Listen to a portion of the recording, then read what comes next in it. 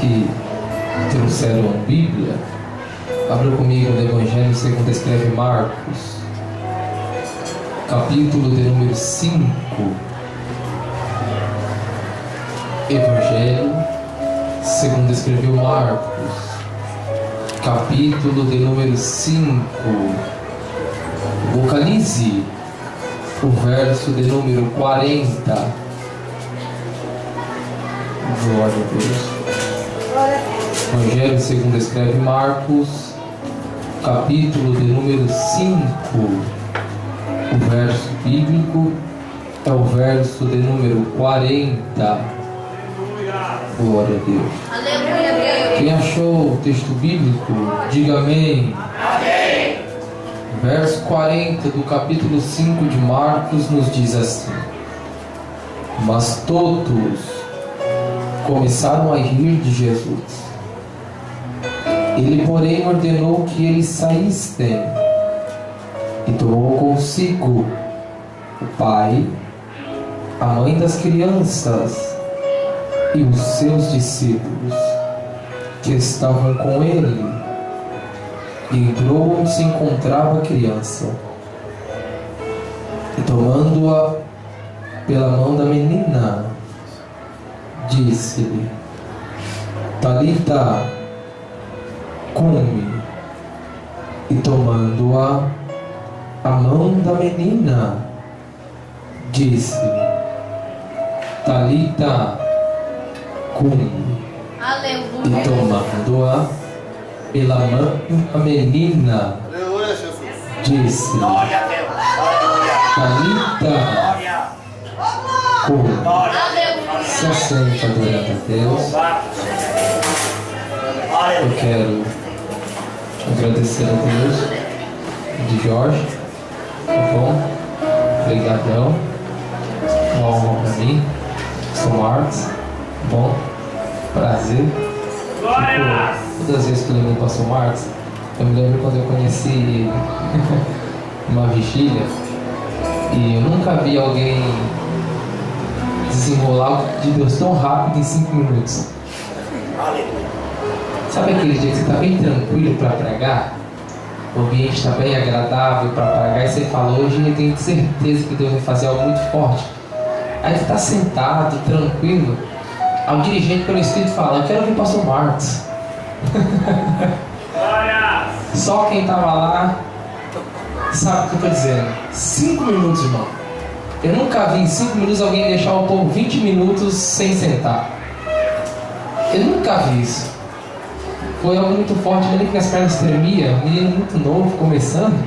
Eu falei: não podia dar para um menino novo que está começando a falar primeiro. Mas Deus deu honra para a gente aquela noite.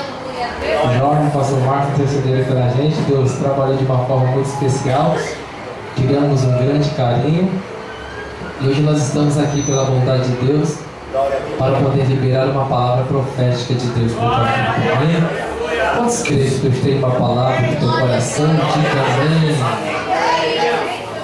Glória a Deus. O Evangelho segundo escreveu Lucas, o texto bíblico vai dizer que certo dia Cristo veio para a cidade da Galileia, e assim que ele chega na sinagoga na cidade da Galileia, o texto diz que ele vai querer liberar uma palavra da parte de Deus. O texto diz que certo dia, assim que ele entra dentro da sinagoga na Galileia, a história diz que onde os servos vêm trazendo um papiro nas mãos para entregar aquele pergaminho para Cristo, e Cristo vai liberar uma palavra de fé e uma palavra de fortalecimento espiritual. A história diz que naquele dia em que ele pega o pergaminho nas mãos, ou o papiro nas mãos, e abre-se o pergaminho, a história diz que ele vai ter por bondade de descorrer e falar acerca da história de Isaías ou do livro de Isaías. Cristo, por ser mestre respeitado dentro da comunidade das sinagogas pelo fato de ser mestre, o texto diz que ele vai começar a liberar uma palavra de fé. Ele vai começar a descrever no capítulo 1 de Isaías. até o capítulo de número 4, falando acerca da história do rei Uzias. Quando chega no capítulo de número 5, ele vai descrever acerca do cântico da vinha ou do cântico de Isaías. Quando chega no capítulo de número 6, ele vai descrever dizendo: no ano em que morreu o rei Uzias, eu vi o Senhor assentado sobre um alto e sublime trono, e a orla do seu manto enchia o séquito. Toda a terra está cheia da sua glória. Observei acima daquele que estava entronizado e assentado no trono, e vi 6 serafins, que com 2 asas cobriu o teu rosto, com 2 asas cobriu os teus pés, e com 2 asas eles voavam, e declaravam uns para os outros, sem olhar para aquele que estava entronizado no trono, dizendo: Santo, Santo, Santo é o Senhor dos exércitos. Toda a terra está cheia da sua glória. De repente, observei que um dos serafins pegou uma tenaz em tuas mãos, tirou uma brasa viva do altar, voou na minha direção, tocou meus lábios, e os meus lábios foram purificados. De repente ouvi a voz daquele que está entronizado no trono, que me dizia: a quem enviarei? A quem há de por nós?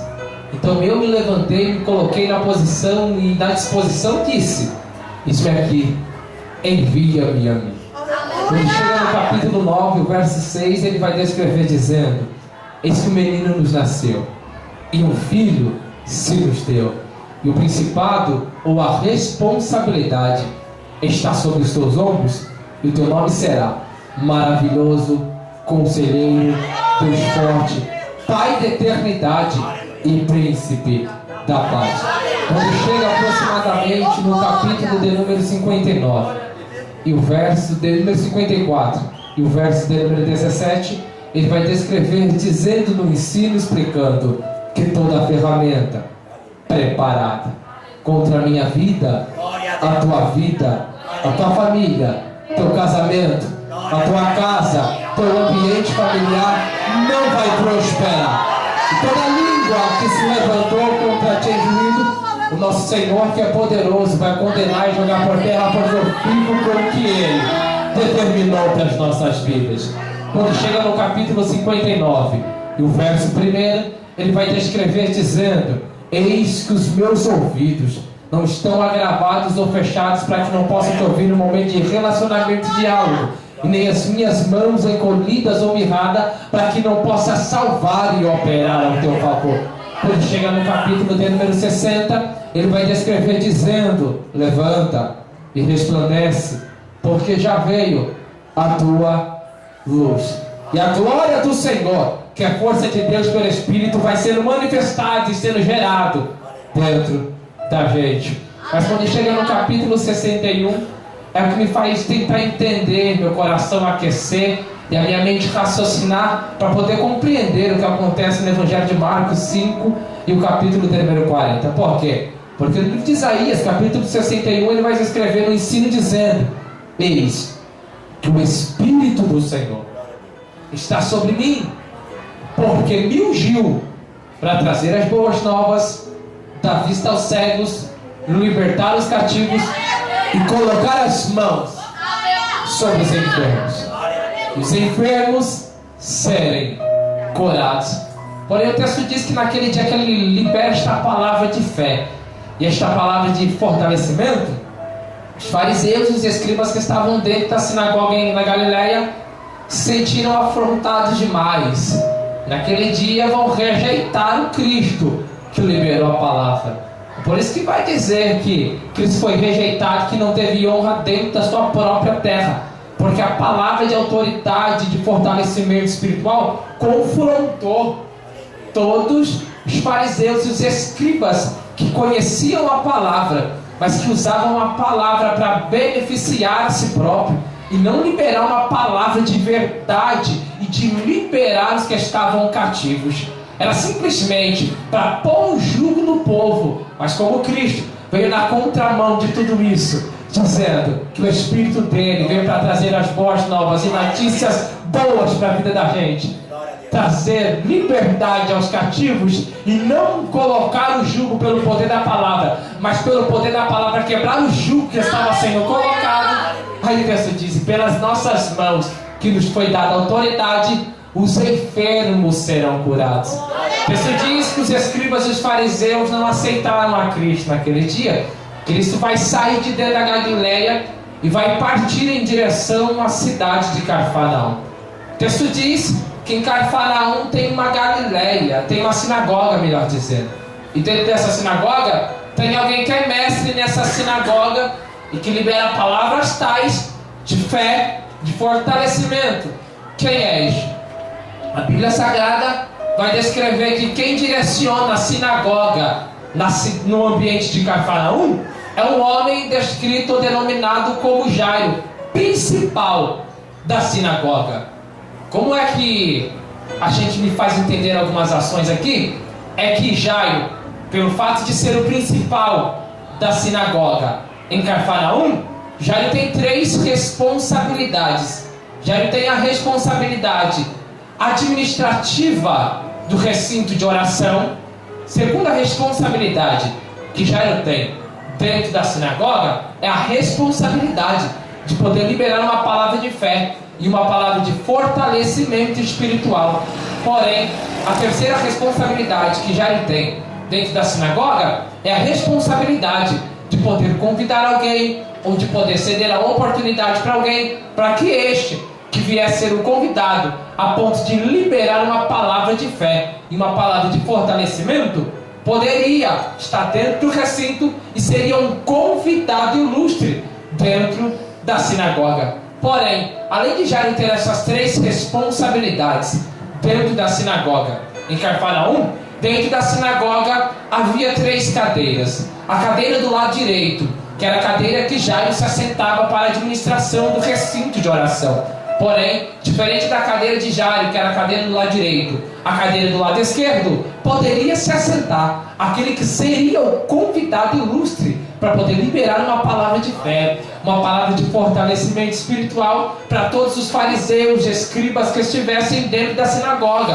para ouvir a palavra e para orar ao Senhor. Porém, diferente da cadeira do lado direito e diferente da cadeira do lado esquerdo, que era a cadeira de Moisés, que poderia se assentar aquele que fosse convidado de honra, a cadeira do meio ou a cadeira do centro, ninguém poderia se assentar. Por quê? Porque acreditava-se que o único que poderia se assentar na cadeira do meio ou na cadeira do centro seria o Cristo que viria com poder. Seria o Cristo que apareceria no cenário com autoridade e que apareceria no cenário de Israel para libertar o povo do jugo romano que estava se estabelecendo dentro do recinto de Israel. Porém, lembra? Cristo na Galileia, de vez de se assentar na cadeira do lado direito e de vez de se assentar na cadeira do lado esquerdo, ele se assenta na cadeira do meio. E aquilo gera um choque dentro do recinto de oração, a ponto de que as palavras que saíam da boca do mestre com autoridade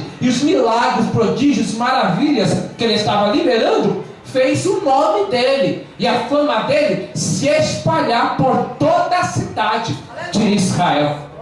Porém, isso aqui é maravilhoso demais. Por quê? Porque Cristo, certa feita, veio para dentro da sinagoga em Cafarnaum para liberar uma palavra de fé e uma palavra de fortalecimento. Naquele dia ele vem para pregar, e assim que ele chega no recinto de Cafarnaum, tem um rapaz que está sendo possesso por uma legião de demônios. O texto diz que assim que Cristo chega, a legião que toma conta do corpo do menino vai olhar para Cristo e vai dizer: "O que vieste fazer aqui antes do tempo?" Até parece que já sabia para onde é que eles iriam. Haja vista que todos nós, ao ouvir alguém pregar, já ouvimos alguém falar que Cristo veio para pisar na cabeça da serpente, para pisar na cabeça de Satanás. Mas a gente bem sabe que Cristo, quando morreu, ressuscitou, ao terceiro dia foi levado, foi simplesmente para desfazer todas as obras do inimigo.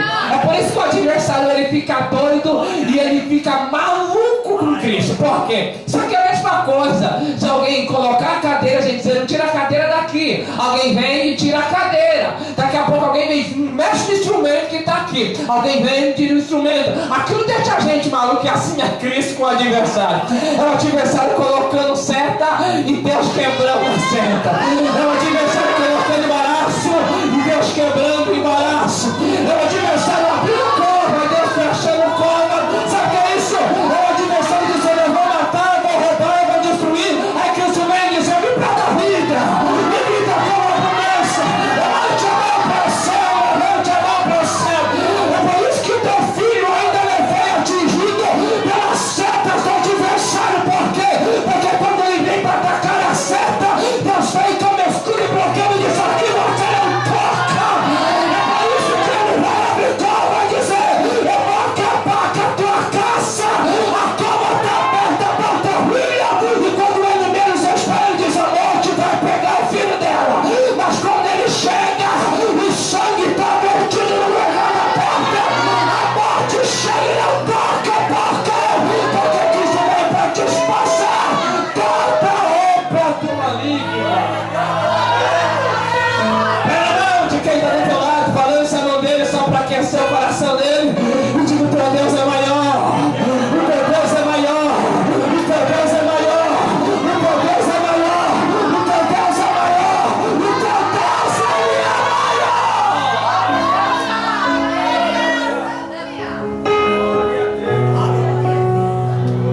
Cristo vem, liberta o rapaz. Porém, olha só, para a gente entender algo aqui. O texto diz que assim que Cristo prega, ele vai olhar para os seus discípulos certa feita, no capítulo 4 de Marcos e no verso 35, e vai liberar uma ordem dizendo: vamos fazer um negócio. Entremos para dentro do barco e passemos para o outro lado. O texto bíblico diz que ele está cansado, com o corpo físico fragilizado demais. Por quê? Porque o desgaste físico do seu corpo era tremendo, pelo fato de liberar palavras de fé, palavras de parábolas, de direcionamento, operar milagres e maravilhas, a ponto que seu corpo ficou cansado demais. O texto bíblico diz que ele vai pegar uma almofada e vai repousar na polpa do barco. O texto bíblico diz que assim que ele está tranquilizando e descansando seu corpo na polpa do barco, o texto diz que uma grande tempestade de vento vai se levantar.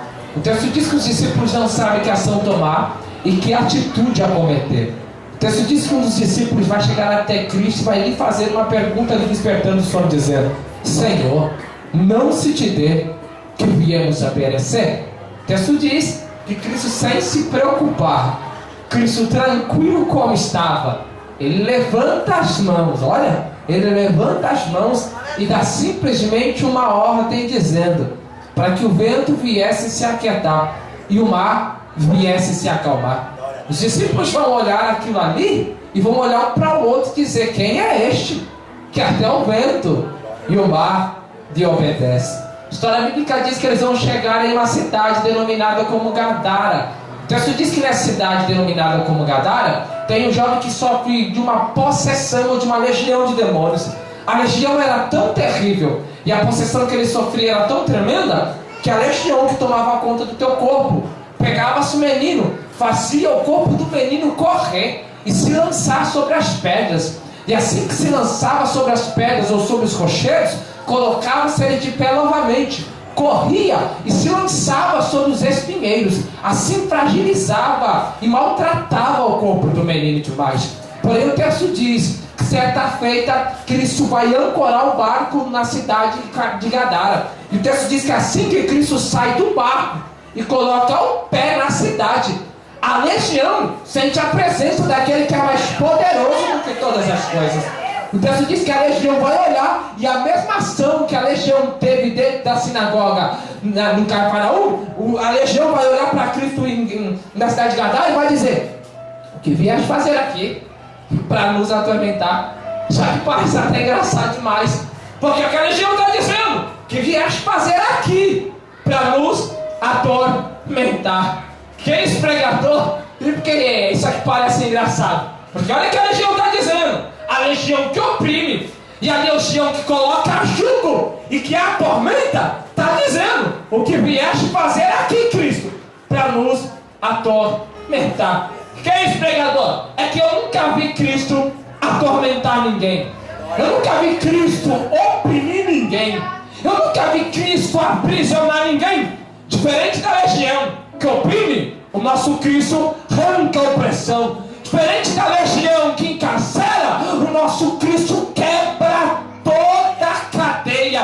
Diferente da legião que impõe o jugo, Cristo vem e diz: vinde a mim, todos vós que estão cansados e oprimidos, que eu vos aliviarei. Cristo não vem para oprimir, Ele vem para quebrar toda a opressão. Cristo não vem para colocar um jugo, Ele vem para tirar o jugo e lhe dar um fardo que é leve demais.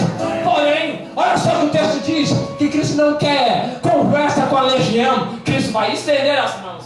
Aleluia! Cristo vai estender as mãos e vai liberar a ordem dizendo para que a legião que tomava conta do menino entrasse na manada dos porcos, e que a legião que tomou conta da manada dos porcos que fugiu jogasse sobre os precipícios. Olha só o que o texto diz: que o menino ficou liberto para a glória de Deus.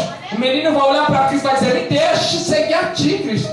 Cristo vai olhar para o menino e vai dizer: faz negócio, volta para casa, para o pai e a mãe. Declare a todos o feito que o Senhor operou na tua vida aqui essa manhã.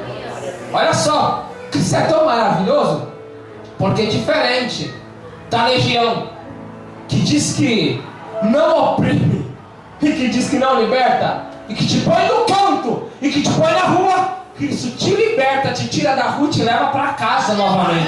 Por quê? Porque Cristo não quer os seus princípios, e Ele sabe que os seus princípios, a sua primeira instituição constituída é família. Ele diz: não tem como eu fazer um milagre, deixar ele jogado por aí para novamente ficar enfermo e endemoniado de novo. Faz negócio, vai para aconchego da família, vai para aconchego da tua casa, porque a tua família vai continuar a te ajudar a ter fortalecimento para continuar a caminhar.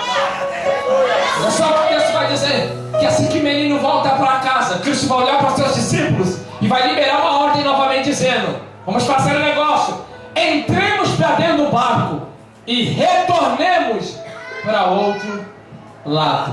O texto diz que eles vão chegar na cidade de Cafarnaum, ou no ambiente de Galileia. Olha só o que o texto diz: que assim que eles chegam na cidade de Cafarnaum, a história bíblica vai dizer, capítulo 5 e o verso 21: e Jairo, principal da sinagoga, prostrou-se diante de Cristo e disse: mestre, vem para minha casa, imponha sobre a minha filha, porque de certo a minha filha de 12 anos que está sofrendo do mal, ao impor as mãos, aleluia, ela vai ser.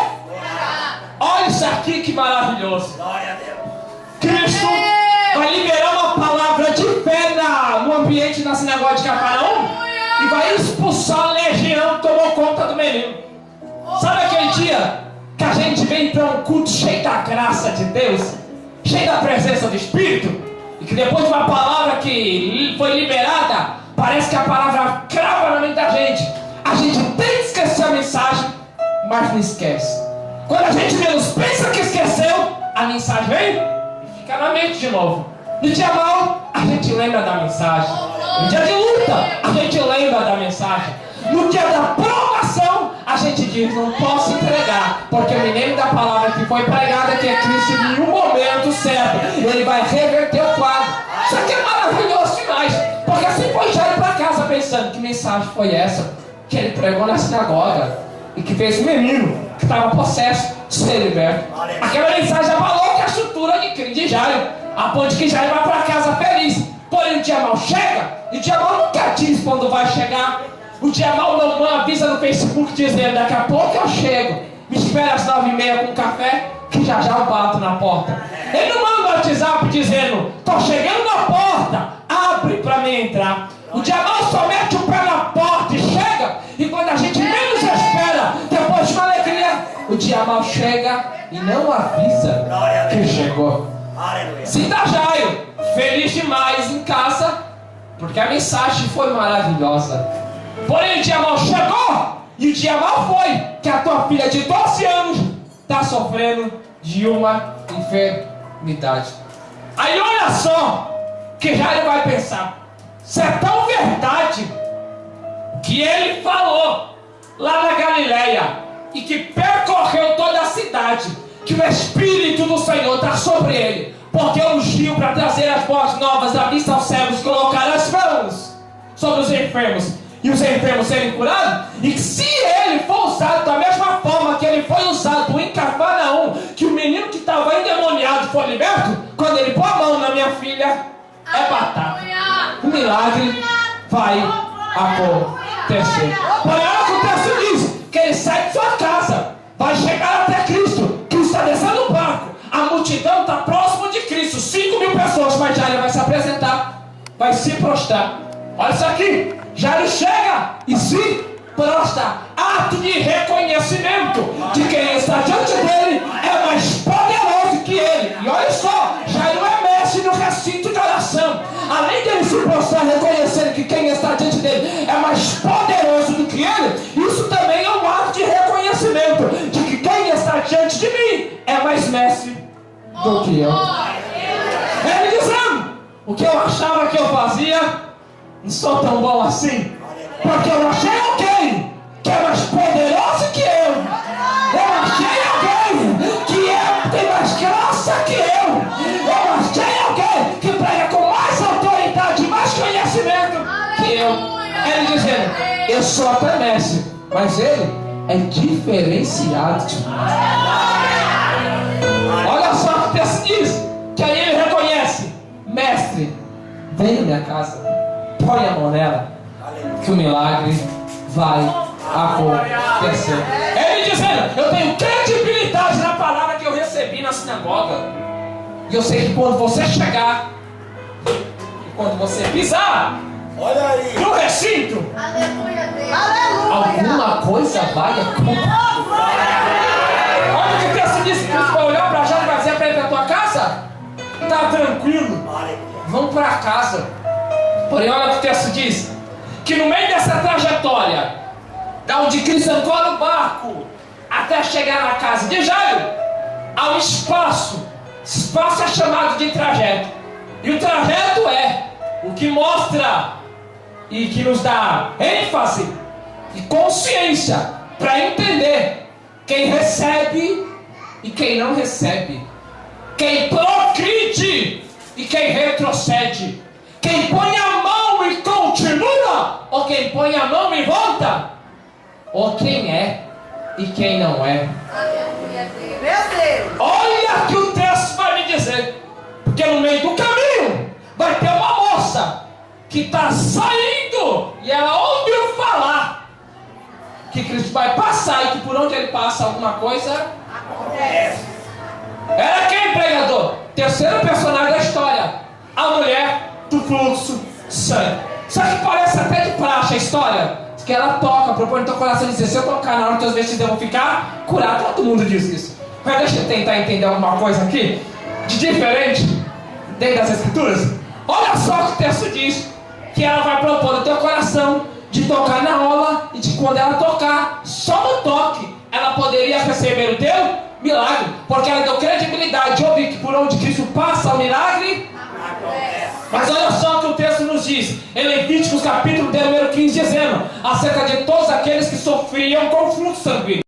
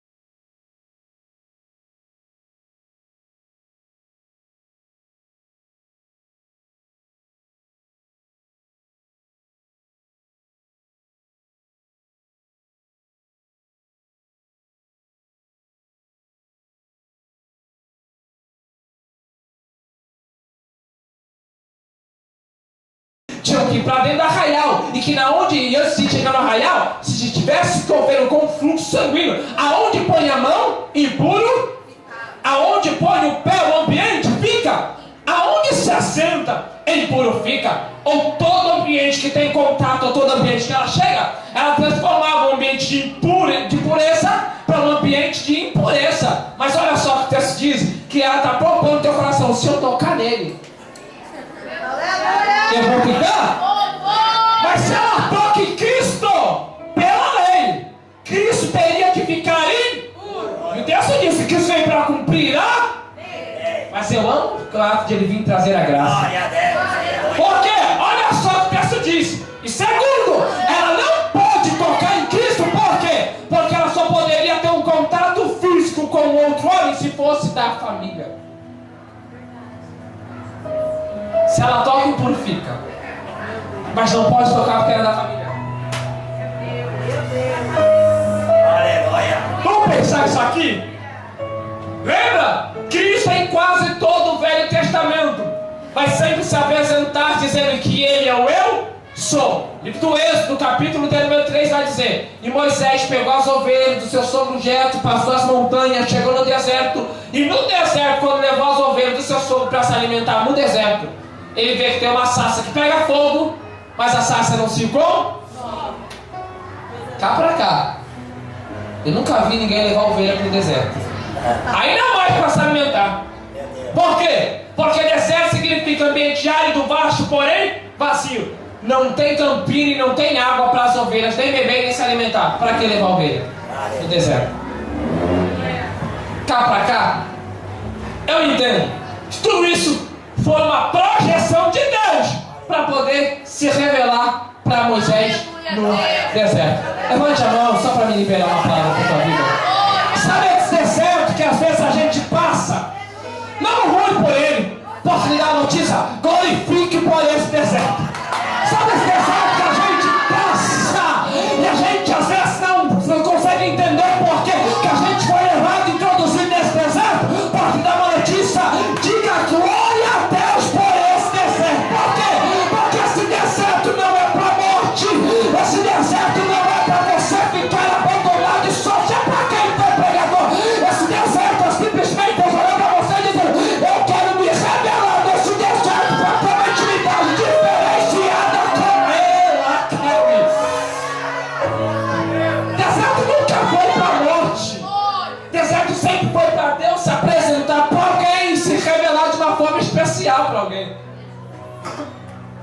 Olha o que o texto diz. No deserto, ele está vendo que tem uma sarça que está pegando fogo, mas a sarça não se consome. A sarça era o povo de Israel, o fogo era a opressão dos egípcios. Por exemplo, observando o mesmo que sentou na cadeira do meio quando liberou a palavra de Isaías, o livro de Isaías, sentou no meio, é a mesma voz. Está bradando? Do meio. Isso aqui até parece coincidência, porque o texto diz: e a sarça pegava fogo, mas a sarça não se consumia. E tinha uma voz que estava bradando. Ele dizendo: eu continuo no controle. Eu ainda tenho domínio. A tua casa não vai quebrar. Estou no controle. No meu casamento não vai ter separação. Eu estou no controle. No teu emprego as portas não vai fechar. Eu estou no controle. Ele dizendo que o que para você parece preocupação, para mim é só eu se revelando de uma forma diferenciada. Olha para cá, deixa eu responder. Olha o que ele vai dizer: Moisés, tirar a sandália dos vossos pés, porque o ambiente em que tu pisa é terra. Cá pra cá, posso fazer uma pergunta? Alguém aqui já viu o deserto santo? Glória a Deus. Alguém já viu o deserto santo? Deserto nunca foi santo. Por quê? Porque deserto é deserto. Ambiente árido, baixo, porém vazio. Porém, olha a diferença. Deserto só é deserto vazio. Por quê? Porque todo ambiente que ele transforma o ambiente.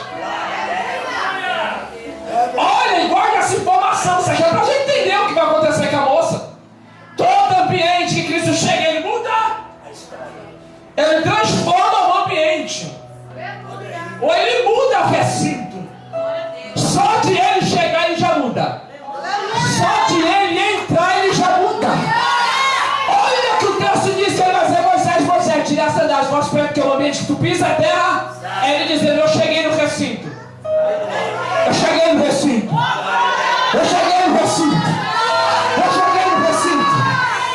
Aí olha o que o texto diz, só pra gente correr, que o tempo tá dando. Olha o que ele vai dizer. Moisés, faz negócio. Volta para o Egito, de onde você saiu, para ser libertador do meu povo. Moisés vai replicar a voz ou a teofania, a aparição de Deus está bradando no meio da sarça, dizendo: se eu chegar lá, como é que o povo vai saber que o Senhor foi quem me enviou? Ele vai olhar para Moisés e vai dizer: diga que eu sou o que sou, te enviou. Ou diga que o eu sou, te enviou. Lembra? Isaías 43 e o verso 3. Ainda antes que houvesse dia eu, e não há ninguém que possa fazer escapar das... Tá parecendo coincidência esse negócio, mano. Porque operando eu, ninguém. Operando eu. Não tem médico, não tem advogado, não tem juiz, não tem lei nenhuma que eu não quero operar. Eu chego no recinto, eu mudo. Eu chego no recinto e trabalho. Quando ele quer mudar, eu grito só e a muralha cai por terra. Quando ele quer operar, basta o vento soprar contrário que ele abre caminho no meio do mar. Quando ele quer operar, ele faz água sair da rocha. Quando ele quer operar, até no deserto ele traz maná para o povo. Quando ele quer operar, não tem obra de macumbaria, não tem obra de feitiçaria, não tem nada,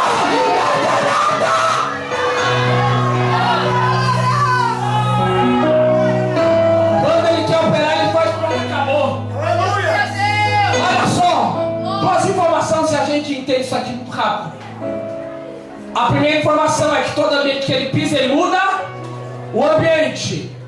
Segundo, ele é o eu sou. Eu sou significa aquele que tem existência nele mesmo. Posso melhorar? Aquele que tem existência de vida nele mesmo. Posso melhorar? Aquele que tem a libertação nele mesmo. Posso melhorar? Aquele que é o que você precisa. Como assim, pregador? Isso aqui são atribuições do seu nome. É ele dizendo: eu sou o que você precisa que eu seja. Eu posso ser o Jeová que te cura aqui essa noite. Eu posso ser o Jeová Jireh, que é a provisão para a tua casa. Eu posso ser o Jeová Nissi, que é o Senhor que está de bandeira. E ele só está de bandeira quando a vitória já está garantida. Ele pode ser alfa, ele pode ser ômega, ele pode ser princípio, ele pode ser fim, ele pode ser raiz de Jessé, estrela da manhã, o sol da justiça. Alfa, ômega, ele pode ser o que você precisa que ele seja. Olha para quem está do teu lado, quem é impossível para você, que te faz perder o sono, que te faz arrancar os cabelos da cabeça e que te traz preocupação na noite. Para ele, não é nada. Porque o que para mim parece que é grande, que não vai me deixar vir, para ele, olha isso, para mim, pequeno. Para Deus não tem nada grande, é só ele. Mas olha o que o texto vai dizer: todo ambiente que ele pisa, ele muda. E ele é o eu sou, que tem essência de vida nele. Mas vamos entender isso aqui? Olha o que o texto vai dizer: que ele vai chegar no recinto. E quando ele vai chegar no recinto, a mulher vai dizer: se eu tocar na hora dos teus vestidos, eu vou ficar. Isso aqui me deu margem demais para pensar. E eu fiquei tentando demais pensar isso aqui. Porque é o que o texto vai dizer aqui, Jorge, muito rápido. Olha o que o texto diz: que ela vai propor no teu coração de tocar na hora dos teus. Ela vai tocar na parte dianteira ou na parte traseira? Se ela vai tocar na parte traseira, Jorge é Cristo. Eu sou a mulher de fluxo de sangue. E Cristo está andando na traseira. Eu vou tocar. Vai andando. Eu vou tocar. Eu vou tocar. Vou tocar. Eu vou tocar. Eu vou tocar. Eu vou tocar. Eu vou tocar. Eu vou tocar. Eu vou tocar. Eu vou tocar. Pregador, você está tentando dizer o quê? É que todo ambiente que ele põe o pé, ele muda? E ele é o eu sou, que tem existência de vida nele? E ela está dizendo: se eu tocar na hora dos teus vestidos e ela está vindo por trás, eu vou ficar? Mas já parou para entender que na onde ela está pisando, Cristo já pisou? Meu Deus!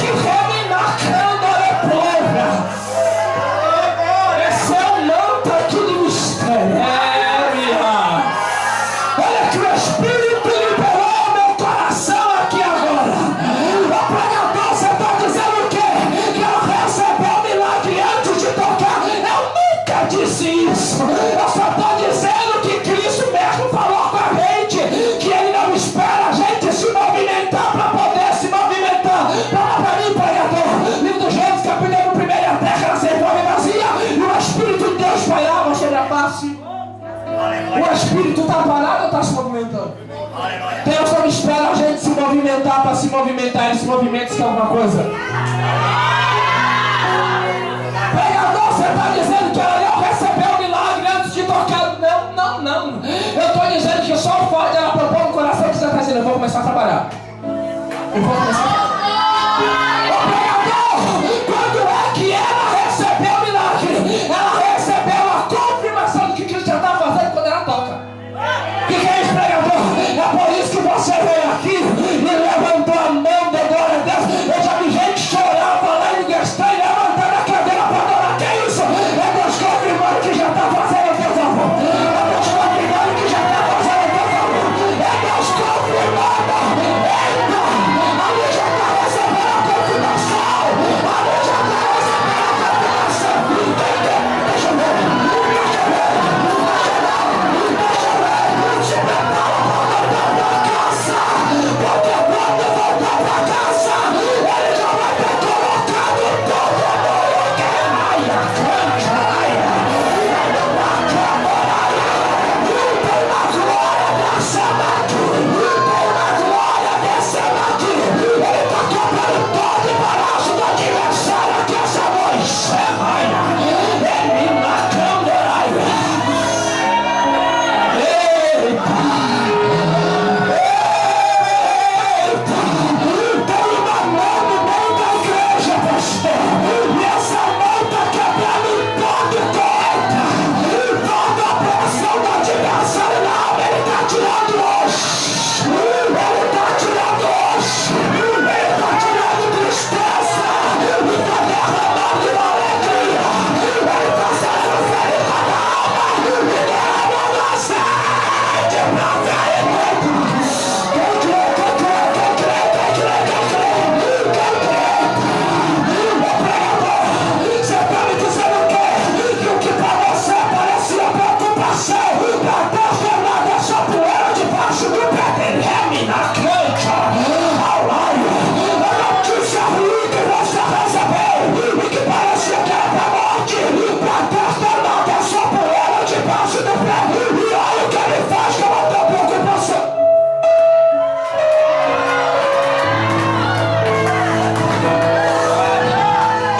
Eu vou levantar a mão para adorar, porque ele é maior que a tua doença, ele é maior que as suas contas, ele é maior que o seu vazio, ele é maior, ele é maior, ele é maior, ele é maior.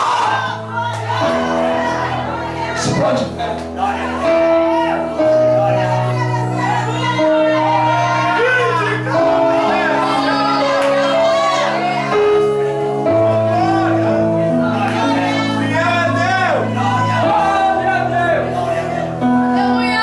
Jairo foi buscar Cristo para levar para casa, sim ou não?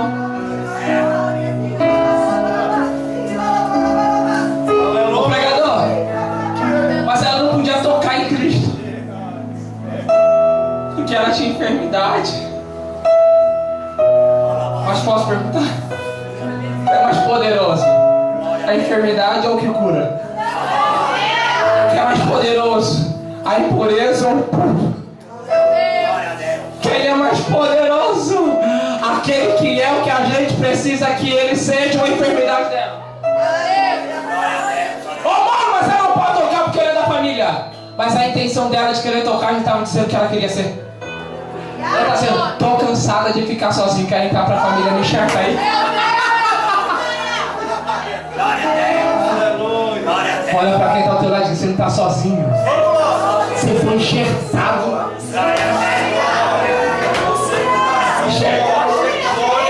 A gente não mereceu, mas ele enxertou a gente.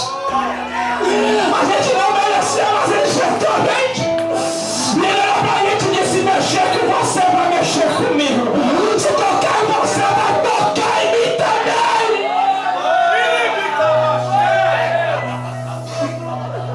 Aqui eu pergunto. Olha o que se diz. Que agora ele vai em direção à casa de Jairo, e no meio do caminho vem alguém correndo. E quando vem correndo, diz: Jairo! Incomode o mestre. A menina? Mas para quem foi a pergunta? Eita Deus. Para quem? Jairo? E quem responde? Jesus. Eu fico vendo Cristo olhando para Jairo, dizendo: Meu Deus. eu respondo. E a gente, por ter uma natureza de querer, deixa eu falar, deixa eu responder. Cristo olhou e disse: não quer falar. E já dizendo: eu falo. E ele disse: deixa eu falar. Aí Cristo olhou e disse: posso falar? E me ligou doido para receber a resposta. Cristo olhou e disse: a menina, ela só. O que é isso, pregador? É que quem está trazendo notícia ruim para casa não sabe quem eu estou levando para casa. E aí, pregador? Não se preocupe com quem vai vir trazer notícia no meio do caminho e acabar do culto, porque ele não sabe quem está indo de volta comigo para casa. Por quê? Porque eu sei que na hora que ele pisar o pé, e na hora que ele pegar a mão, é existência de vida. Glória a Deus.